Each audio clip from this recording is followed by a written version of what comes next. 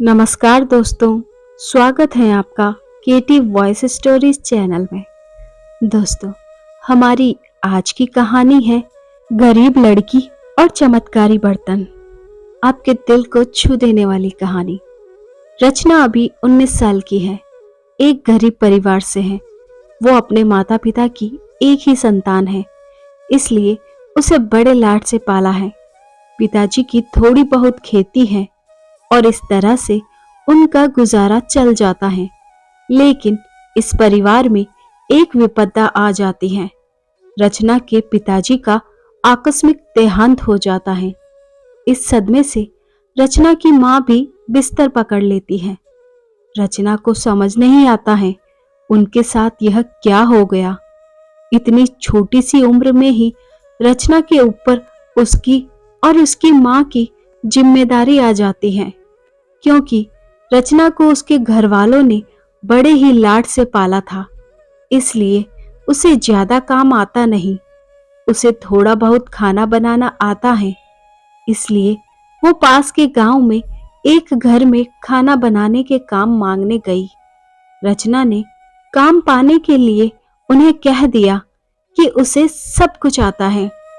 फिर पहले दिन उसने किचन में खाना बनाया। रचना को तब पता चला कि उसे बहुत सारी बातें पता ही नहीं है, लेकिन जैसे तैसे उसने खाना बनाया। रचना ने खाना चखा। खाना बन गया था, लेकिन उसमें वो स्वाद नहीं था। खाना उसने परोसा और घर के सभी लोगों ने खाया, लेकिन सबको खाते देखकर ही वो समझ गई थी कि उसका बनाया खाना उन्हें पसंद नहीं आया है। घर की मालकिन ने बोला कि तुम तो कहती थी कि तुम्हें सब आता है, लेकिन तुम्हारा खाना तो खाने लायक भी नहीं है। रचना बोली, वो आज पहला दिन था तो थोड़ा समझने में समय लगा। मालकिन बोली कि तुम रहने दो, तुम छोटी भी हो और तुमसे नहीं हो पाएगा। रचना मालकिन को बहुत मिन्नतें करने लगी, कहने लगी कि उसकी माँ बहुत बीमार है और पापा का देहांत हो गया है। आप कल के दिन मुझे एक मौका और दीजिए।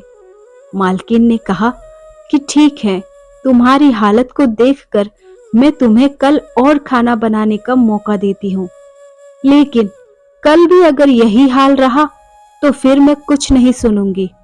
मालकिन बोली, तुम्हारा बनाया खाना आज किसी ने नहीं खाया, तो तुम बचा हुआ खाना अपने घर ले जाओ। रचना ने खाना बांधा और अपने गांव की ओर चल पड़ी। रास्ते भर वो सोच में पड़ी थी, कभी अपने पिता को याद करती, कभी कुछ। भगवान से प्रार्थना करती जा रही थी और खुद को कोसते जा रही थी। उसने कुछ भी नहीं सीखा। तभी उसे एक बूढ़ी अम्मा की आवाज सुनाई दी। बूढ़ी अम्मा एक पेड़ के नीचे बैठी थी। अम्मा उससे बोली कि बेटी, कुछ खाने को हो तो मुझे दे दो, मैं 2 दिन से भूखी हूँ।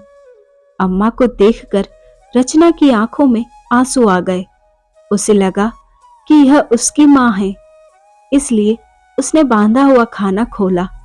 लेकिन फिर उसने कुछ सोचा और अम्मा को कहा कि अम्मा, मेरा खाना इतना अच्छा नहीं है, आप खा नहीं सकोगी। अम्मा बोली, बेटा, तू इतनी अच्छी है तो तेरा खाना कैसे अच्छा नहीं होगा। रचना ने खाना अम्मा को खिलाया। अम्मा ने खाना खाते ही बोला, बेटा, तूने बहुत अच्छा खाना बनाया है। रचना बोलती है, तुम झूठ बोलती हो, अम्मा खाना अच्छे से पका भी नहीं है। मालकिन बोलती थी। अम्मा बोली, नहीं बेटी, बहुत अच्छा है। अम्मा को खाना देकर रचना जाने लगी।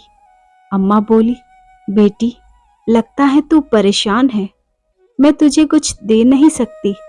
हाँ, लेकिन मेरे पास 2 बर्तन हैं, इसमें अगर तू खाना बनाएगी तो मुझे याद करेगी।